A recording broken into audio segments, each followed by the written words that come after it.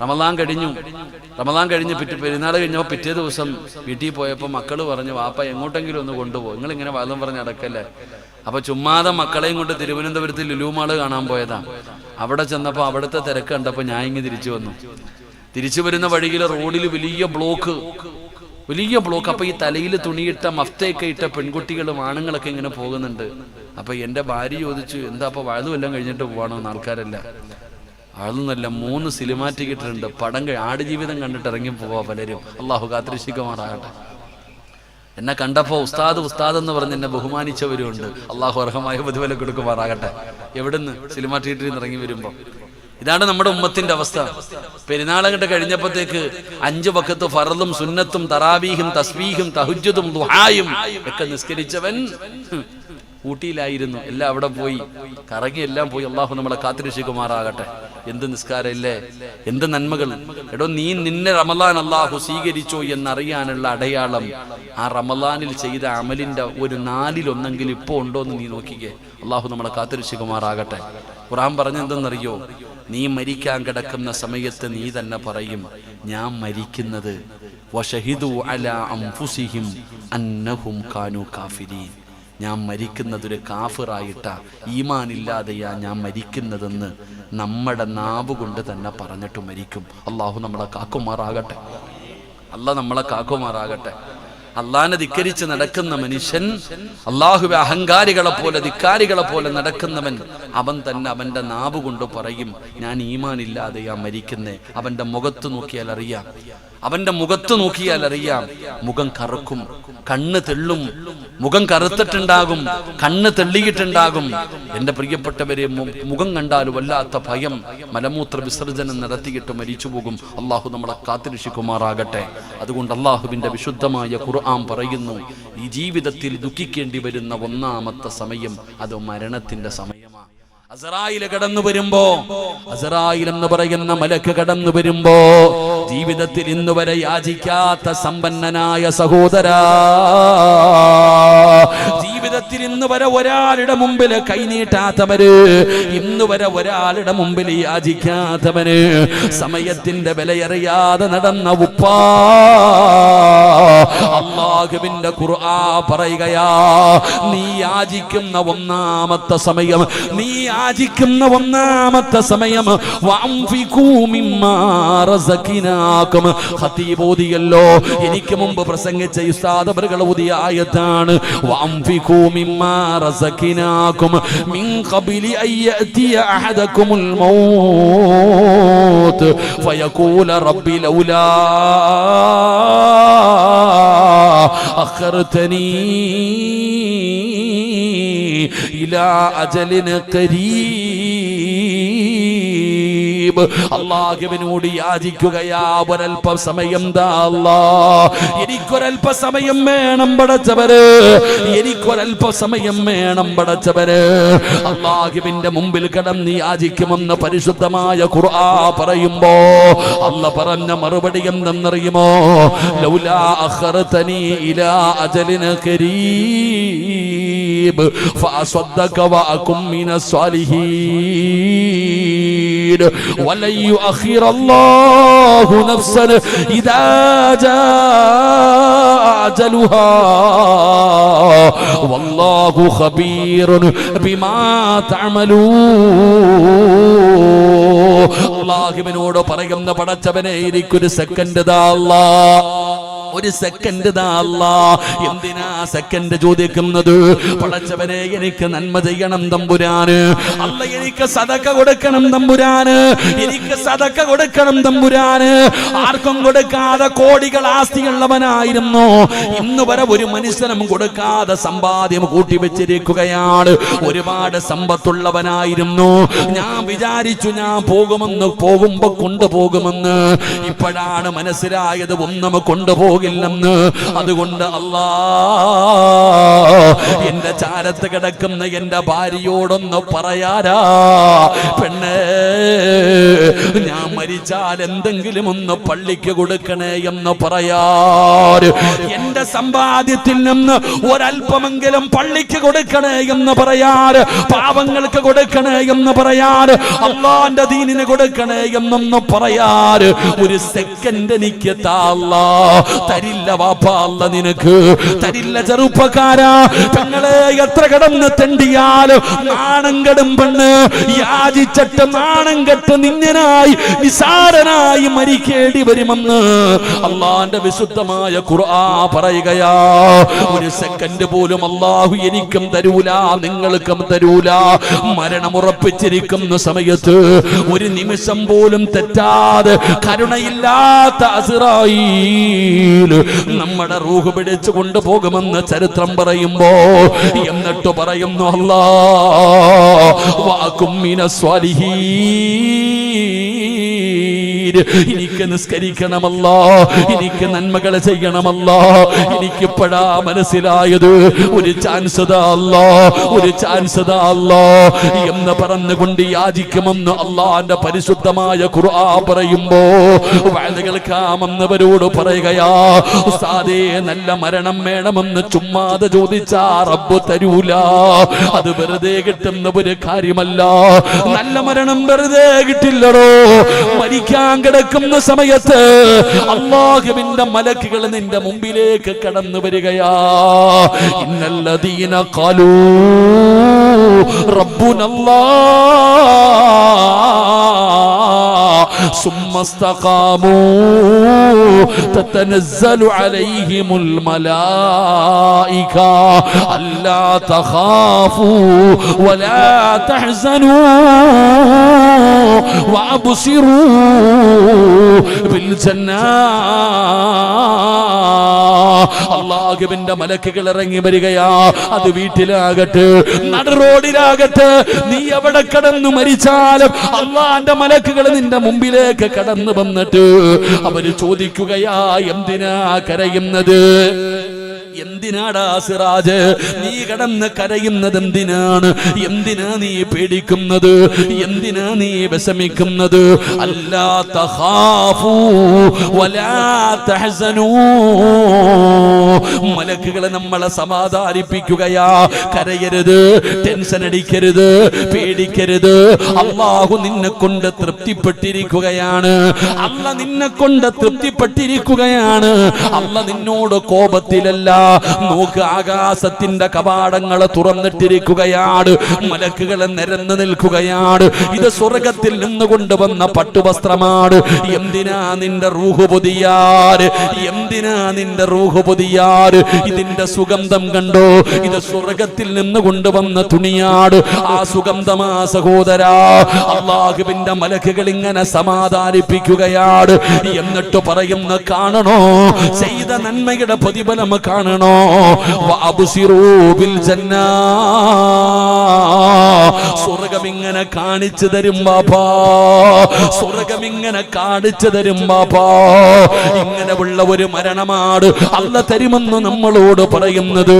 അതുകൊണ്ട് പടച്ചവര് ഇന്ന് ജീവിതത്തിന്റെ അവസാനത്തെ രാത്രിയാണോ എന്ന് നമുക്കറിയില്ലടോ.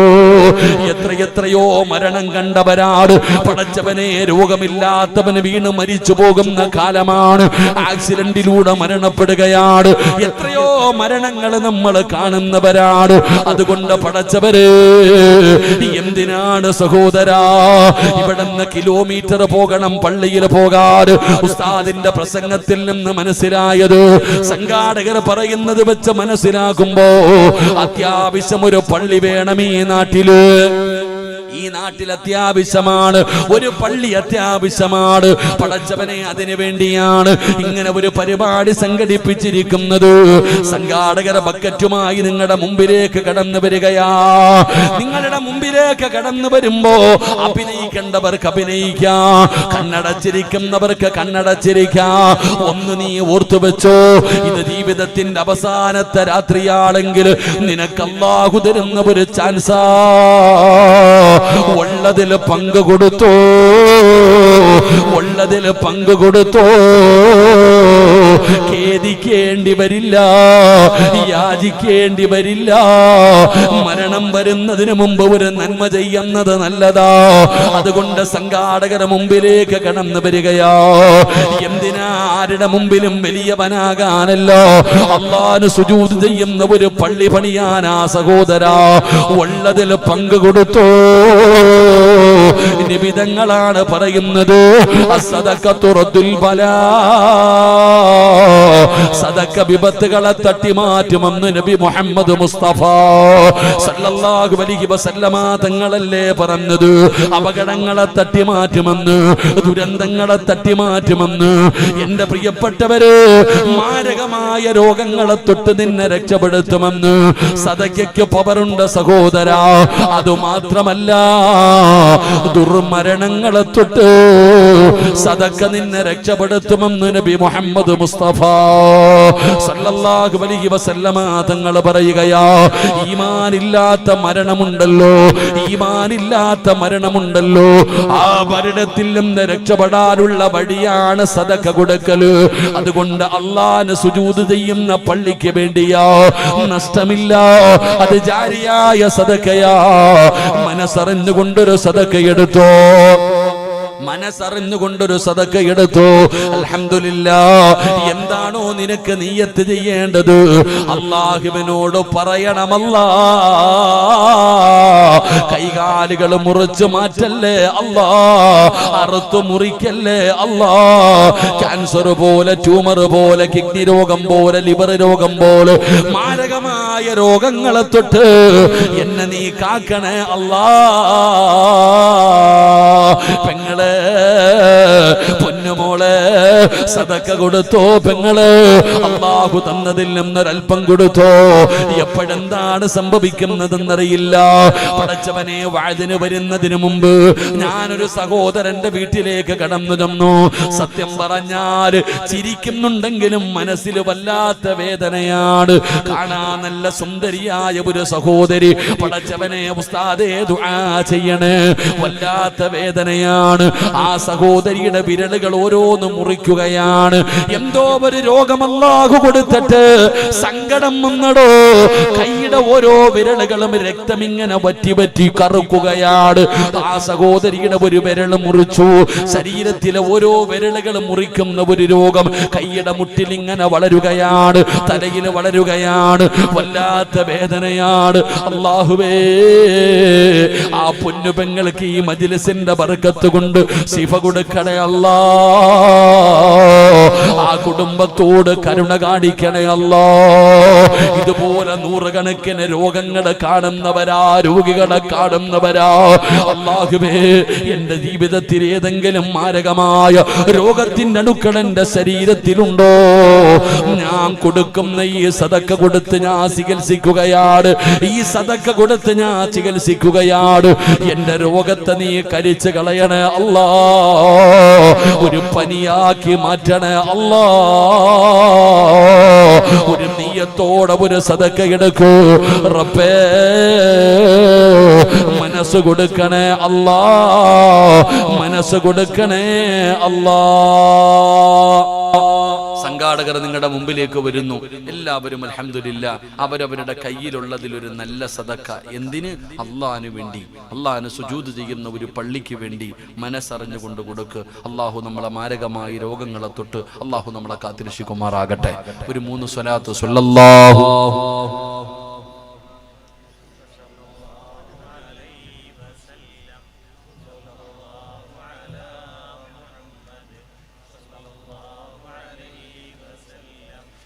اللهم صل على محمد يا ربي صل عليه وسلم.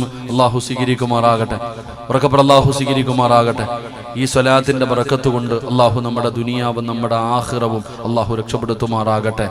ഈ സ്വലാത്ത് പറഞ്ഞ് നമുക്ക് മരിക്കുന്നതിന് മുമ്പ് ഒരിക്കലെങ്കിലും ആദരവായ പ്രവാചകൻ നബി മുഹമ്മദ് മുസ്തഫ സ്വല്ലല്ലാഹു അലൈഹി വസല്ലമ തങ്ങളെ ഒന്ന് കാണാനും അല്ലാഹു എവിടത്തെ റൗള സിയാറത്ത് ചെയ്യാനും അല്ലാഹു നമുക്ക് എല്ലാവർക്കും ഭാഗ്യം നൽകി അനുഗ്രഹിക്കുമാറാകട്ടെ. ബക്കറ്റുമായിട്ട് പോകുന്നവർക്ക് ഭയങ്കര സ്പീഡ് കൂടുതലാണെന്ന് തോന്നുന്നു. ചങ്ങായിമാരൊന്ന് പതുക്കെ പോടാം ഇൻഷാ അല്ലാഹ്. എന്റെ പ്രിയപ്പെട്ട സഹോദരങ്ങൾ, അപ്പോ ഒന്ന്, അള്ളാഹുവിനെ മറന്നു നടക്കുന്ന ഒരു മനുഷ്യൻ ജീവിതത്തിൽ ഖേദിക്കേണ്ടി വരുന്ന ഒന്നാമത്തെ സമയം അവന്റെ മരണത്തിന്റെ സമയമാ. അള്ളാഹു നമ്മളെ കാത്തുരക്ഷിക്കുമാറാകട്ടെ. അള്ളാഹു നമ്മളെ കാത്തുരക്ഷിക്കുമാറാകട്ടെ. രണ്ട് എന്റെ പ്രിയപ്പെട്ടവരെ, ഞാൻ വിശദീകരിക്കുന്നില്ല. രണ്ടാമത്തെ സമയം അള്ളാഹുവിന്റെ പരിശുദ്ധമായ ഖുർആൻ എവിടെന്ന് പറയുകയാണ്. അള്ളാഹുവിന്റെ പരിശുദ്ധമായ ഖുർആൻ എവിടെന്ന് പറയുന്ന രണ്ടാമത്തെ സമയം എപ്പോഴെന്നറിയുമോ? എന്റെ പ്രിയപ്പെട്ടവരെ, വലൗ തറാ ഇദിൽ മുജ്രിമൂന നാകിസൂ റൂസിഹിം ഇൻദ റബ്ബിഹിം റബ്ബനാ അബ്സർനാ വസമിഅനാ ഫർജിഅനാ നഅമൽ സാലിഹൻ ഇന്നാ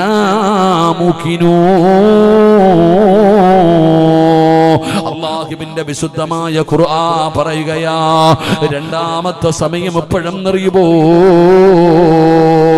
അള്ളാഹുവിനെ കണ്ടുമുട്ടുന്ന സമയമാണ്. അള്ളാഹുവിനെ കണ്ടുമുട്ടുന്ന സമയമാണ്. നാളെ മസ്റയിൽ ഞാനും നിങ്ങളും കടന്നു പോകുന്ന സമയമുണ്ടല്ലോ.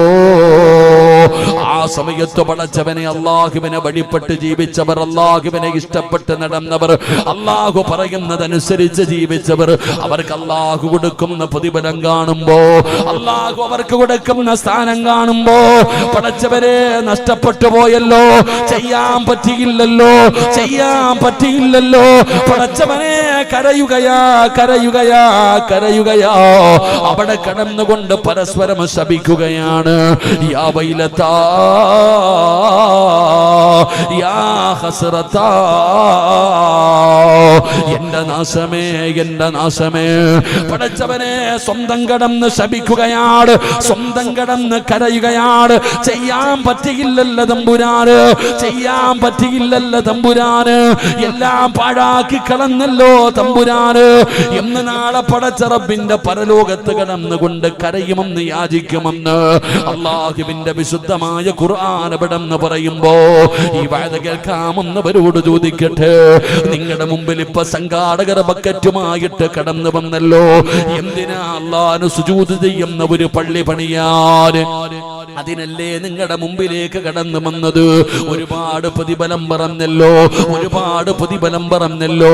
അള്ളാഹു നിങ്ങൾക്ക് തരുന്ന പ്രതിഫലം പറഞ്ഞു. മാരകമായ രോഗങ്ങളെ തൊട്ട് അപകടങ്ങൾ, അപകട മരണങ്ങൾ, ദുർമരണങ്ങൾ അള്ളാഹു നിന്നെ രക്ഷപ്പെടുത്തുമെന്ന് പറഞ്ഞു തന്നിട്ട്, എന്നിട്ട് പോലും കൊടുക്കാൻ മനസ്സില്ലാതെ ഇരുന്നവരുണ്ടല്ലോ. സഹോദരാ, വെറുതെയാകില്ല ഈ കൊടുത്തത്, വെറുതെയാകില്ല ഈ കൊടുത്തത്, വെറുതെയാകില്ല. അള്ളാഹു നിനക്ക് തരുന്ന പ്രതിഫലം എന്തെന്നറിയുമോ? അള്ളാഹു നിനക്ക് തരുന്ന പ്രതിഫലം എന്തെന്നറിയുമോ? അള്ളാഹുവിന്റെ പരിശുദ്ധമായ ഖുർആൻ പറയുകയാ, എന്റെ പ്രിയപ്പെട്ട ചെറുപ്പക്കാരോട് സദക്ക കൊടുക്കുന്ന കാര്യം പറയുമ്പോ വല്ലാത്ത മടിയാണ്. കൊടുത്താ തീർന്നു പോകുമെന്നുള്ള ഭയമാണ്. ഇല്ല സഹോദരാ, ഒരിക്കലും കൊടുത്താ തീരുകയില്ല. ഇതുവരെ സദക്ക കൊടുത്തിട്ടൊരു മനുഷ്യനും ദാരിദ്ര്യമുണ്ടായിട്ടില്ല. അതുകൊണ്ട് അള്ളാഹുവിന്റെ വിശുദ്ധമായ ഖുർആൻ ഈ ബക്കറ്റിന്റെ അകത്ത് ഓരോ രൂപയിട്ടവരോട് അള്ളാഹു പറയുകയാ, ഒരിക്കലും നിനക്ക് നഷ്ടമാകില്ല. ചെറുപ്പക്കാരാ, കൊടുക്കടാ പൊന്നുമോനെ. അള്ളാഹു നിനക്ക് തരുന്ന പ്രതിഫലം. ജോലിയില്ലാതെ കഷ്ടപ്പെടുന്ന ചെറുപ്പക്കാരുണ്ടല്ലോ, ജോലിയില്ലാതെ പ്രയാസപ്പെടുന്നവരുണ്ടല്ലോ, ഉസ്താദേ നല്ല ഒരു ജോലി വേണമെന്ന് പറയുന്നവരുണ്ടല്ലോ. ചെറുപ്പക്കാരാ, മനസ്സറിഞ്ഞിട്ട് കൊടുത്തോ, അള്ളാഹു നിനക്ക് നല്ല ജോലി തരും മോനെ. വിവാഹപ്രായമെത്തിയ പെൺകുട്ടികള്, നല്ല ഒരു പുതിയ പളയ വേണോ? സൗന്ദര്യം മാത്രമുള്ളവനല്ല, അല്ലാഹുവിനെ ഭയമുള്ള ഒരുത്തനെ വേണം നിനക്ക് ഭർത്താവായി കിട്ടാൻ. 5 നേരം നിസ്കരിക്കുന്ന ഒരു ഭർത്താവിനെ നിനക്ക് വേണോ? ചെറുപ്പക്കാരാ, സ്വാലിഹത്തായ ഒരു ഭാര്യ വേണോ? കോടികൾ കിട്ടുന്നവനല്ല ലോകത്തിലെ ഏറ്റവും വലിയ ഭാഗ്യവാൻ. ലോകത്തിലെ ഏറ്റവും വലിയ ഭാഗ്യവാൻ ആരാണെന്നറിയുമോ? അൽ മർഅത്തു സാലിഹ, സ്വാലിഹത്തായ ഒരു ഭാര്യ ലഭിക്കുന്നവനാണ് ലോകത്തിലെ ഏറ്റവും വലിയ ഭാഗ്യവാൻ. അതുകൊണ്ട് ഈ സദസ്സിലിരിക്കുന്നവര് ജീവിതത്തിൽ പ്രയാസപ്പെടുന്നവരുണ്ടല്ലോ, ഉസ്താദേ എന്റെ ഭാര്യ നന്നാകുന്നില്ല, എന്റെ ഭാര്യയുടെ സ്വഭാവം ശരിയാകണമെന്ന് പറയുന്ന ഭർത്താക്കന്മാരുണ്ടല്ലോ. പെങ്ങള്, ഭർത്താവിന്റെ സ്വഭാവം നന്നാകണം ഉസ്താദ്. വീടുണ്ട്, കാറുണ്ട്, തിന്നാനുണ്ട്, ധരിക്കാനുണ്ട്, അള്ളാഹു എനിക്കെല്ലാം തന്നിട്ടുണ്ട്. പക്ഷേ എന്റെ ഭർത്താവ് മാത്രം നല്ലവനാകുന്നില്ല. സങ്കടം പറയുന്ന പെണ്ണേ, നിന്റെ ഭർത്താവ് നന്നാകണോ, നിന്റെ ഭാര്യ നന്നാകണോ? ഒരു നല്ല ജീവിതം നിനക്ക് വേണോ? ഒരു നല്ല ജീവിതം നിനക്ക് വേണോ? അള്ളാഹു പറയുകയാ, സദക്ക കൊടുക്കുന്നവർക്ക് അള്ളാഹു നല്ല ജീവിതം കൊടുക്കുമെന്ന് അള്ളാഹുവിന്റെ വിശുദ്ധ ഖുർആൻ.